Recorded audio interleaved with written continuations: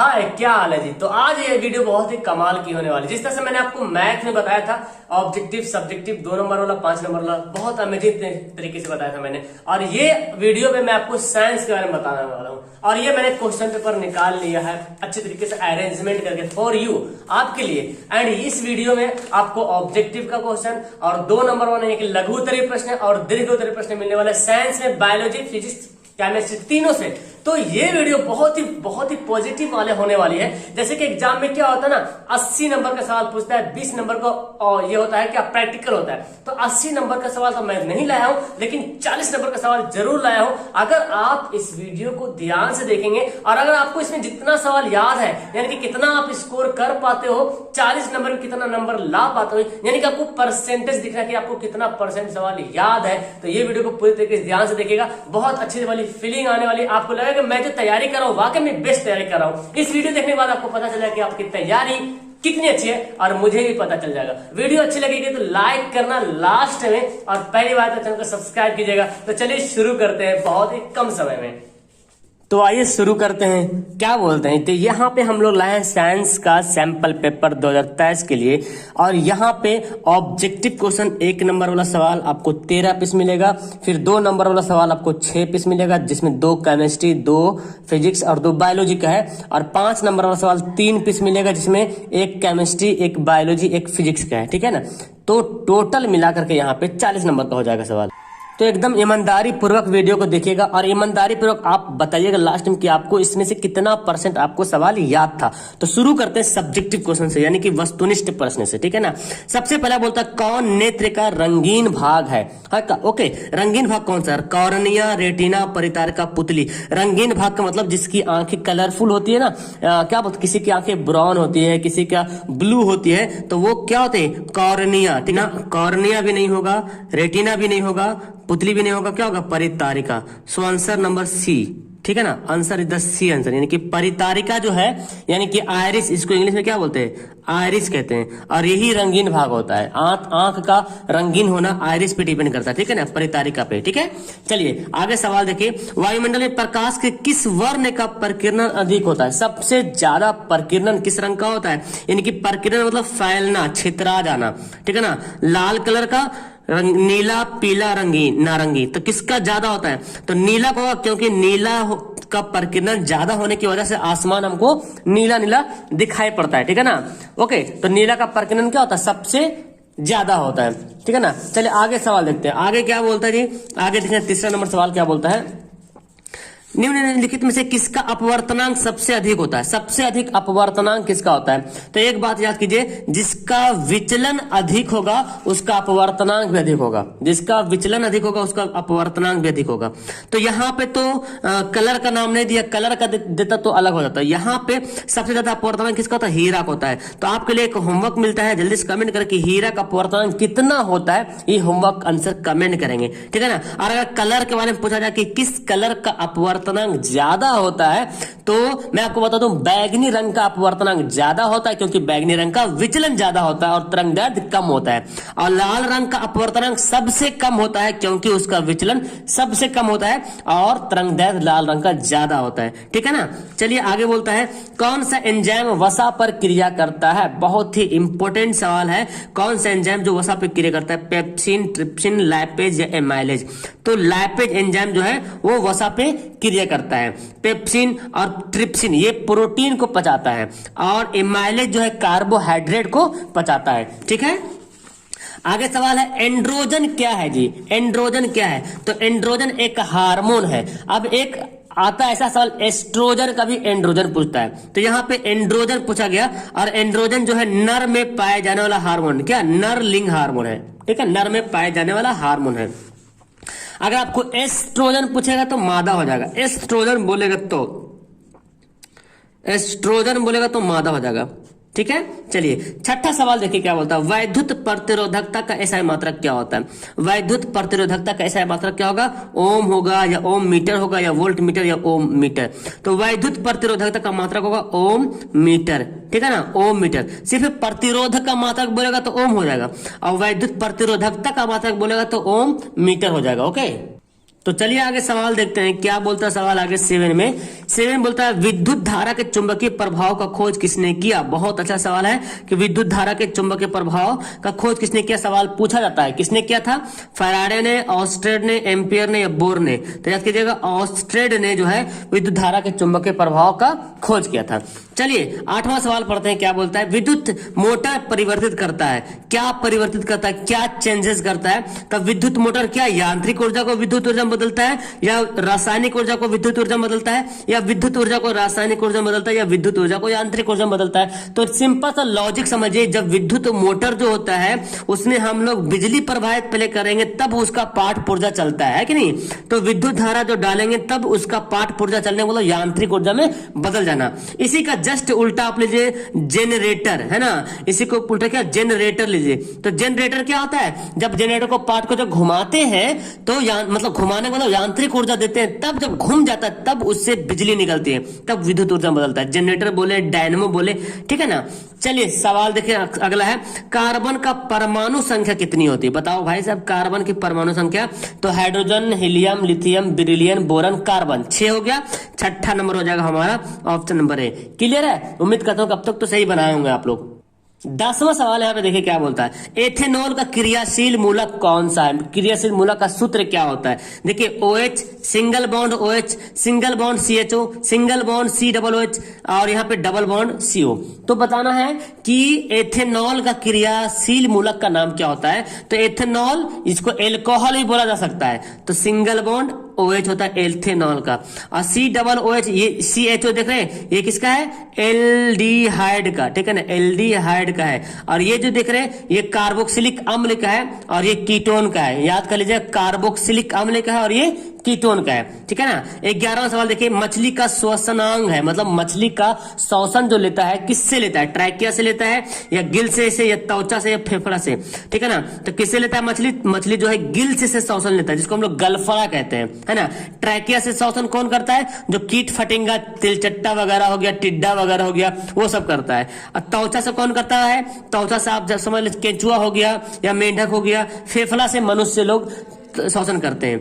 12वां सवाल देखिए क्या बोलता है कि अस्टोमाटा के खुलने और बंद होने की क्रिया को कौन नियंत्रित करता है, ठीक है ना। तो अस्टोमाटा जो खुलता है और बंद होता है इसको कंट्रोल कौन करता है, द्वार कोशिकाएं, है ना, गार्ड सेल, इसको इंग्लिश में बोलते हैं गार्ड सेल, ठीक है। द्वार कोशिकाएं जो है वो कंट्रोल करता है, स्टोमाटा खुलेगा बंद होगा उसको कौन कंट्रोल करेगा, द्वार कोशिकाएं करेगा।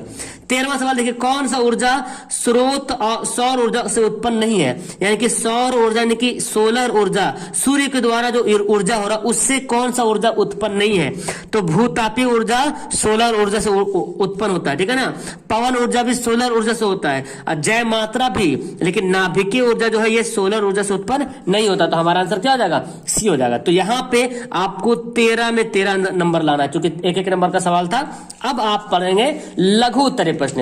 एकदम ध्यान से एकदम ईमानदारी पूर्वक मुझे बताइएगा क्या आपको ये सवाल का जवाब याद था कि नहीं याद था। तो मैं आपको समझा देता हूँ, देखिए कैसे अच्छे से पढ़ेंगे। विद्युत मोटर का सिद्धांत पूछेगा तो आपको 2 नंबर में आप 6-7 लाइन लिखो काफी है। क्या बोलता है, विद्युत मोटर एक ऐसा यंत्र है, आप जानते हैं विद्युत मोटर के बारे में कि एक कैसा यंत्र है, एक ऐसा यंत्र है जो विद्युत मोटर क्या करता है, विद्युत ऊर्जा को यांत्रिक ऊर्जा में बदलता है। ठीक, एक तो काम हो गया विद्युत मोटर कि विद्युत ऊर्जा यांत्रिक ऊर्जा को विद्युत ऊर्जा में बदलता है।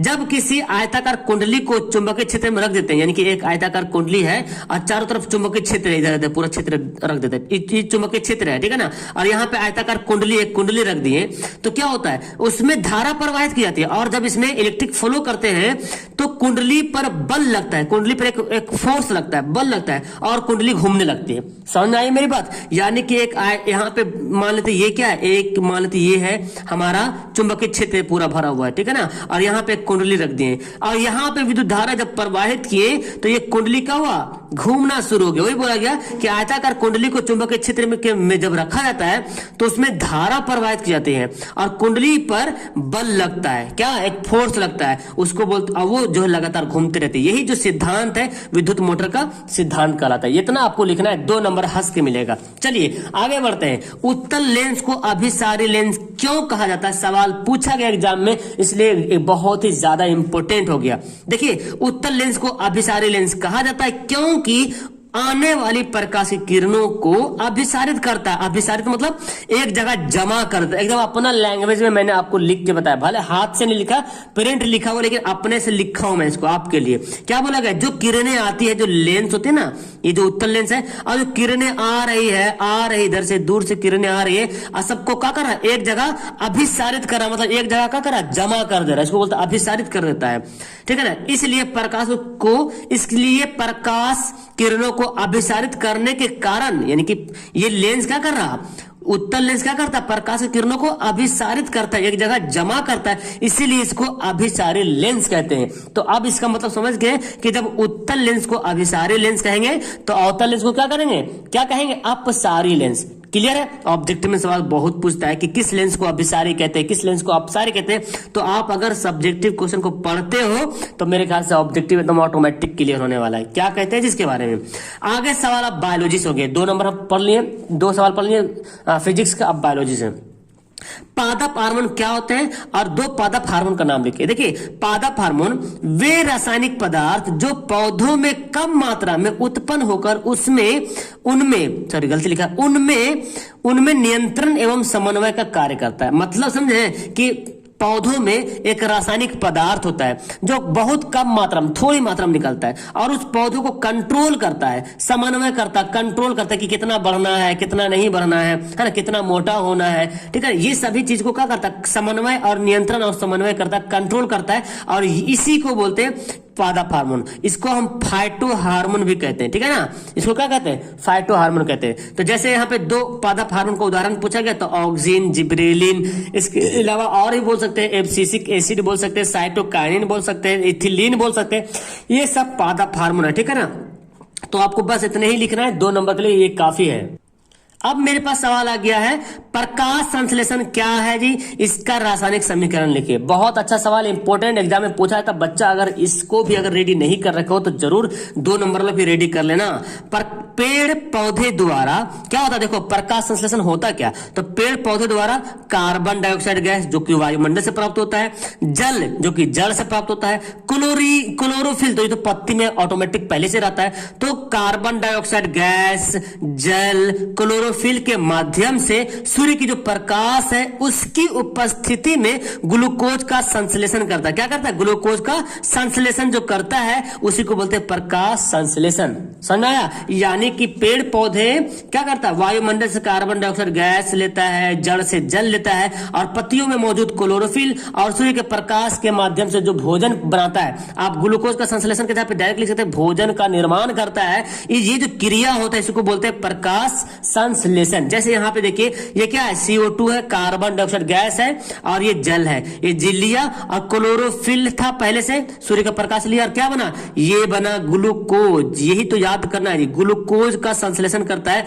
और ये ऑक्सीजन रिलीज हो गया। यानी कि पेड़ पौधों से क्या होता है, ऑक्सीजन रिलीज होता है, तभी तो हम लोग सांस ले पाते हैं। ये ऑक्सीजन क्या होगा, बाहर निकल के रिलीज होता है। तो ग्लूकोज का सूत्र है, जल्दी से कमेंट कर दो फटाफट, ये है ग्लूकोज का सूत्र। बहुत पूछा जाता है ग्लूकोज का सूत्र क्या होता है।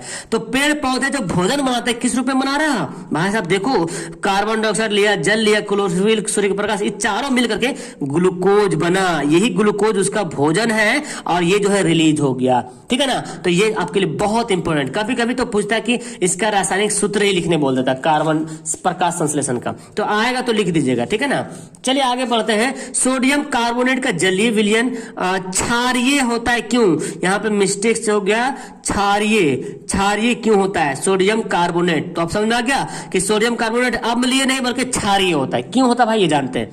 सोडियम कार्बोनेट एक उदासीन लवण है, क्या है, एक लवण है, ठीक है। सोडियम कार्बोनेट का एक लवण है, लेकिन इसका जलीय विलयन क्षारीय प्रकृति का होता है, क्योंकि अब देखो मेन क्या है, क्योंकि सोडियम कार्बोनेट पानी के साथ प्रतिक्रिया करता है। मेन पॉइंट ही याद करना है कि सोडियम की तो बातें तो बना के लिख दीजिएगा कि सोडियम कार्बोनेट एक उदासीन लवण है, इसका जलीय विलयन क्षारीय होता है क्योंकि सोडियम कार्बोनेट पानी के साथ प्रतिक्रिया करता है और कास्टिक सोडा और कार्बनिक एसिड पैदा करता है। यही मेन इंपोर्टेंट है कि सोडियम कार्बोनेट पानी के साथ क्या करता है, अभिक्रिया करता है और कास्टिक सोडा बनाता है, कास्टिक सोडा और कार्बनिक एसिड बनाता है। और प्रबल क्षार, क्योंकि सोडियम कार्बोनेट बहुत ही स्ट्रॉन्ग बेस है, प्रबल क्षार होने के कारण इसमें क्या होता है, OH हाइड्रोजन आयन क्या होता है, हाइड्रोजन आयन, हाइड्रोक्साइड आयन जो है बहुत ज्यादा होता है, इसीलिए इसको क्या बोलते हैं, क्षारीय बोलते हैं। तब बताओ भाई इसका पीएच मान 7 से कम होगा कि ज्यादा होगा?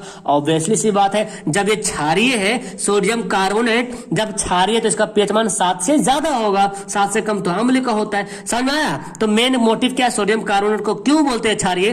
क्योंकि ये जो है पानी साथ क्रिया करता है, ठीक है ना। और सोडियम कार्बोनेट हम लोग क्या फॉर्मूला लिखते हैं, Na2CO3, ये होता है ना, इसको धोने वाला सोडा भी कहते हैं जी, सोडियम कार्बोनेट को धोने वाला सोडा कहते हैं। ओके, यानी कि धोने वाला सोडा, धोबिया सोडा, ये क्षारीय होता है। समझ में आ गया? चलिए अब आपको यहाँ पे देखना केमिस्ट्री का दूसरा क्वेश्चन, संयोजन अभिक्रिया होता क्या है, इसके बारे में जानते हैं। देखिए बहुत आसान सा है, वैसी रासायनिक अभिक्रिया एक अभिक्रिया है, एक रिएक्शन है जिसमें 2 या 2 से ज्यादा पदार्थ आपस में मिलता है और एक नए पदार्थ का निर्माण करता है। लेकिन नए पदार्थ का जो गुण होता है वो पहले जो गुण था उससे बिल्कुल अलग होता है जी, इसी को बोलते हैं संयोजन अभिक्रिया। समझ में आया मेरी बात? देखो ये मैग्नीशियम है, ये ऑक्सीजन है, 2 पदार्थ है, ये दोनों का मिल गया। अब मिलने के बाद मैग्नीशियम ऑक्साइड बन गया।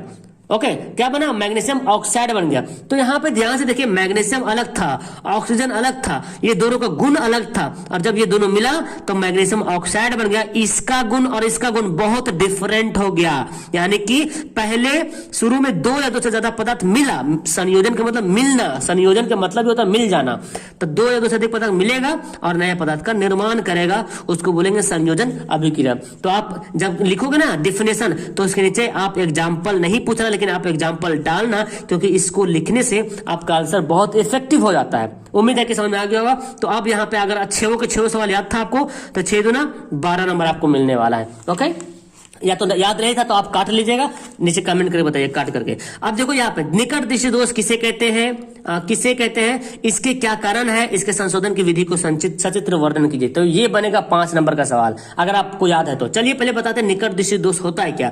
जिस नेत्र में निकट की वस्तु, जिस नेत्र में निकट दृष्टि दोष होता है वह निकट वस्तु को साफ स्पष्ट रूप से नहीं देख सकता, यानी कि साफ साफ नहीं देख सकता, लेकिन दूर रखी वस्तुओं को साफ साफ, क्या बोला जा रहा, जो नेत्र में निकट दृष्टि दोष होगा वह निकट वस्तु को स्पष्ट रूप से देख सकता है, यानी कि जो जिस आंख में निकट दृष्टि दोष होगा वो नजदीक की चीजों को देख लेगा, लेकिन दूर की चीजों को स्पष्ट मतलब साफ साफ नहीं देख पाता है। तो नेत्र में जो दोष पाया जा रहा उसी को बोलेंगे निकट दृष्टि दोष, ऐसे आपको लिखना है। अब कारण पूछा जा रहा है, क्या कारण है, तो कारण लिखते हैं। इस दोष के कारण मुख्य है इस देश, अरे यार दोष हो गया यहाँ पे, मैंने मिस्टेक कर दिया टाइपिंग में, ठीक है मैं सुधार दूंगा, पीडीएफ जब दूंगा सुधार दूंगा। इस दोष में नेत्र गोलक का लंबा हो जाता है। इस दोष में क्या होता है, नेत्र गोलक लंबा हो जाता है, अर्थात नेत्र लेंस और रेटिना के बीच की दूरी बढ़ जाती है कि नहीं, और नेत्र लेंस आवश्यकता से अधिक मोटा हो जाता है, जिसके कारण उसकी फोकस दूरी क्या होती है, कम जाती है। अब आगे सवाल देखिए, यहाँ पे आपको फिगर ही बनाना है, क्योंकि सचित्र वर्णन के बारे में बोला तो फिगर बनाना। देखिए ये क्या हो रहा, फोकस दूरी यहाँ पे कम जा रही है, यहाँ देखो फोकस दूरी कम जा रहा है ना, और नेत्र लेंस जो है ज्यादा मोटा हो जा रहा। और यहाँ पे जब संशोधन की, जब एक अवतल लेंस लगा दिए आंख में, चश्मा में, तो देख रहे हैं फोकस एकदम यहीं पे फोकस कर रहा है ना, एकदम सही हो जा रहा, फोकस सही जा रहा, ठीक है ना। तो यहाँ देखिए कितना फोकस दूरी, यहाँ पॉइंट यहाँ बन रहा है ना, दूर बिंदु यहाँ दिख रहा, नहीं देख पा रहा, यहीं पे अटक जा रहा, और ये जब बना तो देख कहाँ तक चला गया। तो अब देखो जब नेत्र लेंस लगा लिए, यानी कि अवतल लेंस लगा लिए, तो आपको ये सब नहीं लिखना है, आपको यहाँ पे लिख देना है, ये आप नीचे लिखना है निवारण मतलब उपचार। निकट दृष्टि दोष को दूर करने के लिए फोकस दूरी के अवतल लेंस के चश्मे का उपयोग करते हैं। किस चश्मे का, अवतल लेंस का। डायरेक्ट सवाल पूछता है कि निकट दृष्टि दोष में किस चश्मे का उपयोग करते हैं, तो अवतल लेंस का इस्तेमाल करते हैं, क्योंकि निकट दृष्टि दोष में होता है क्या, नजदीक का तो देख लेता है, दूर का नहीं देखता है। अब दूर को देखने के लिए अवतल लेंस की जरूरत है, क्योंकि देखो यार फोकस यही पे बन जा रहा।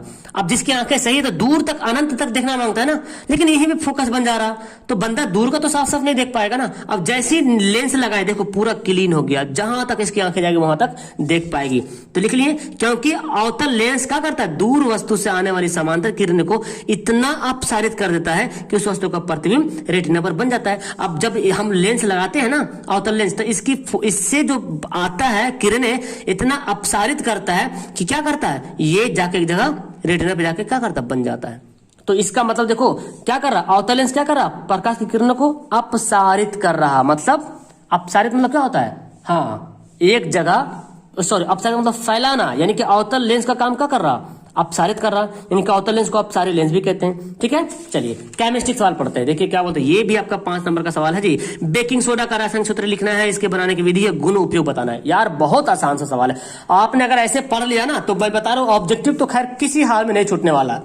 देखिए बेकिंग सोडा का रासायनिक नाम सोडियम बाइकार्बोनेट। बेकिंग सोडा को खाने वाला सोडा में कहते हैं, है ना, सोडियम बाइकार्बोनेट या सोडियम हाइड्रोजन कार्बोनेट कहते हैं। इसका सूत्र है NaCO3।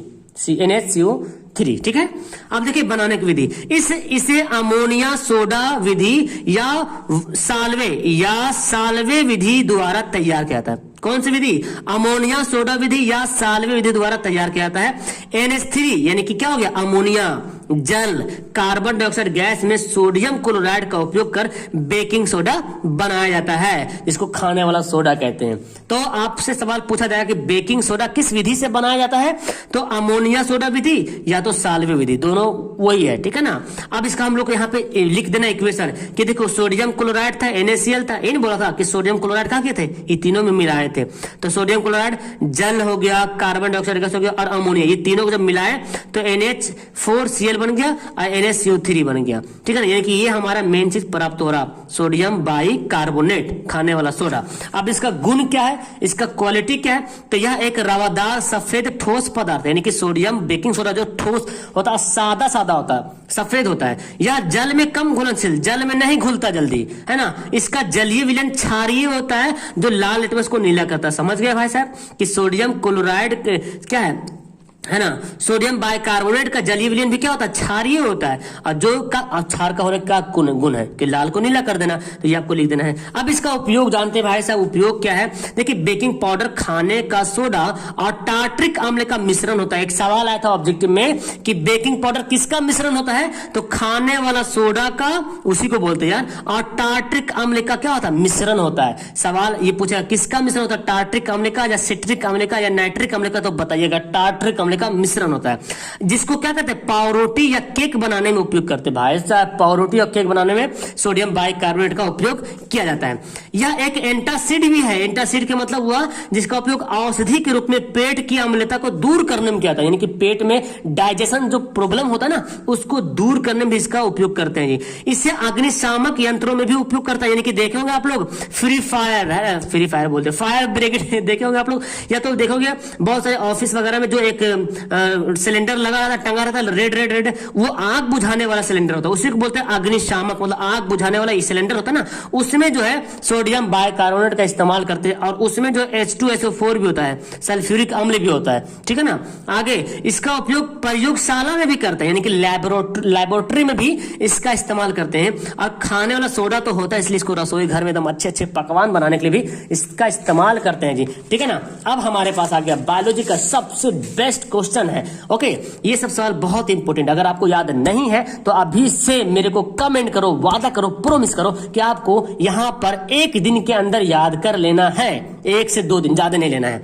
एक तंत्रिका कोशिका न्यूरॉन की नामांकन चित्र बनाइए और इसका काम के बारे में बताइए। तो न्यूरॉन का फिगर बना देना है, ये न्यूरॉन है, यहाँ पे देखिए ये जो केंद्रक है, तो पूछेगा न्यूरॉन में केंद्रक कहाँ पाया जाता है, तो देखिए ये जो दिख रहा है ये वाला पार्ट, इसको बोलते हैं साइटोन, और साइटोन के बीच में केंद्रक होता है। ये जो पतली पतली ये क्या है, ये डेंड्राइट्स है, यहाँ पे केंद्रक है, और ये जो मोटी नली गया है इसको बोलते हैं क्या, एक्सॉन बोला गया। बाकी और पार्ट है लेकिन सारा पार्ट उतना लिखने की जरूरत नहीं है। अब यहाँ पे हम लोग क्या करेंगे, इसके बारे में लिखेंगे। देखिए होता है क्या, यहाँ पे समझते ध्यान से, क्या बोलता है कि तंत्रिका कोशिका संदेशों का संवहन करने वाला मूल इकाई, यानी कि हमारे बॉडी में जो भी इंफॉर्मेशन पहुंचता है कि कोई चुट्टी काट लिया, कोई दांत काट लिया, पैर दर्द कर रहा, कैसे पता चलता है, ये इसी के माध्यम से पता चलता है कि मेरा पैर दर्द कर रहा, हमको तित्ता लग रहा कि खट्टा लग रहा, सब इसी के माध्यम से पता चलता है। यह विशेष रूप से लंबी होती है, जिसमें जीव द्रव से घिरा हुआ केंद्रक होता है। ये क्या जीव द्रव होता है चारों तरफ, और केंद्रक होता है। जिस जीव द्रव से डेंड्राइट्स नामक अनेक छोटी छोटी शाखाएं निकलती, देख रहे हैं छोटी छोटी शाखाएं निकल रहा, ठीक है ना। इस शाखाओं में से एक शाखा अधिक लंबी होती है, जैसे ये देखो ये छोटी छोटी शाखा है और एक ठो जो है लंबी हो गया, है ना। अब क्या, तो इसे एक्सॉन कहते हैं, जो लंबी वाली शाखाएं उसको क्या बोलेंगे, एक्सॉन कहेंगे। यह संदेशों को कोशिका किससे दूर ले जाता है। अब यहाँ पे हमारे बॉडी से इंफॉर्मेशन जाएगा, यानी कि आपके पैर में दर्द हो रहा, पहले यहाँ पे जाएगा, पता चलेगा, यहाँ से पता चलेगा तो इधर आएगा, फिर इससे दूसरा कोशिका तंत्रिका कोशिका जुड़ा रहता है, फिर उसके डेंड्राइट्स में जाएगा, फिर उसके एक्सॉन में जाएगा, फिर डेंड्राइट्स, फिर एक्सॉन, ऐसे जाते रहेगा। कोई भी तंत्रिका कोशिका सीधी दूसरी तंत्रिका कोशिका से जुड़ी हुई नहीं होती है। मतलब ऐसे नहीं कि एक तंत्रिका यहाँ तो दूसरा यहाँ तीसरा, ऐसे नहीं, ये एक नीचे नीचे जुड़ा रहता है, नीचे नीचे नीचे नीचे, ठीक है ना। इनके बीच कुछ रिक्त स्थान होता है भाई साहब, उस बहुत ही समीप संवहन होता है, इसे अंतर्ग्रहण कहते हैं। यदि हमारे अंतर्ग्रहण को सिनेप्स भी कहते हैं, इंग्लिश में सिनेप्स कहते हैं। इसके दो तंत्रिका कोशिका के बीच जो है खाली जगह होता है, उसको क्या बोलते हैं, सिनेप्स कहते हैं। हमारे जैसे एग्जांपल दिया, हमारे पैर में दर्द है तो इसकी सूचना पैर में स्थित संवेदी तंत्रिका, जो पैर में जो तंत्रिका कोशिका है वो कोशिका के डेंड्राइट्स को दे देगा। डेंड्राइट्स यहाँ पे पता चल जाएगा कि इन्फॉर्मेशन की पैर दर्द हो रहा है, ठीक है ना। अब तंत्रिका कोशिका उसे विद्युत संकेत, मतलब एक इलेक्ट्रिक पैदा होता है उसमें, और यह विद्युत संकेत तंत्रिकाक्ष के द्वारा प्रवाहित होता है। अब यहाँ से फ्लो हो जाएगा, यहाँ तक आ जाएगा, ठीक है ना।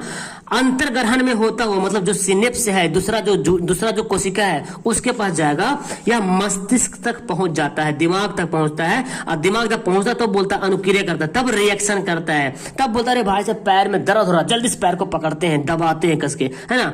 प्रेरक तंत्रिका इस अनुक्रिया को पैर की पेशियों तक पहुंचाती है और पैर की पेशियां उचित अनुक्रिया करती, तब जाके पैर वगैरह, हाथ पैर वगैरह मोड़ने लगते हैं, मरोड़ने लगते हैं। तो यही सब कारण है। तो उम्मीद है कि आपको बहुत अच्छे तरीके से समझ आ गया। अगर आपको पीडीएफ लेना है, ऑल सब्जेक्ट का पीडीएफ लेना है, तो ये व्हाट्सअप करें आप। यहाँ पे ऑल सब्जेक्ट के लिए 250 रुपये में सारा कुछ मिलेगा, ऑल सब्जेक्ट पीडीएफ वगैरह मिलेगा। और आपको सिर्फ मॉडल सेट लेना है, सिर्फ आपको मॉडल सेट लेना है, तो ओनली फॉर 50 रुपये आप मुझे बता के स्क्रीनशॉट मैसेज कर देना। आपको एक ग्रुप में जोड़ दिया जाएगा जिसमें मॉडल सेट प्रीवियस ईयर जितना भी एग्जाम तक जो भी मॉडल पेपर मॉडल सेट बनता जाएगा, मैं आपको वहां पे शेयर करूंगा, ओनली 50 रुपये। और अगर आपको सारा सब्जेक्ट का क्वेश्चन आंसर सारा का चाहिए तो आपको 250 रुपया पे करना पड़ेगा, ठीक है। That's all. उम्मीद करता हूं आपको बहुत अच्छी पसंद आई होगी। लेकिन आप अगर आपको नहीं पे करना है, नहीं करना चाहते हो, तो आप इस वीडियो को देख देख करके छापिए कॉपी में, ओके, बेस्ट रहेगा। That's all. Thank you everyone. अच्छी लगी वीडियो, नीचे लाइक करना और सब्सक्राइब तो जरूर कर देना। Okay, bye.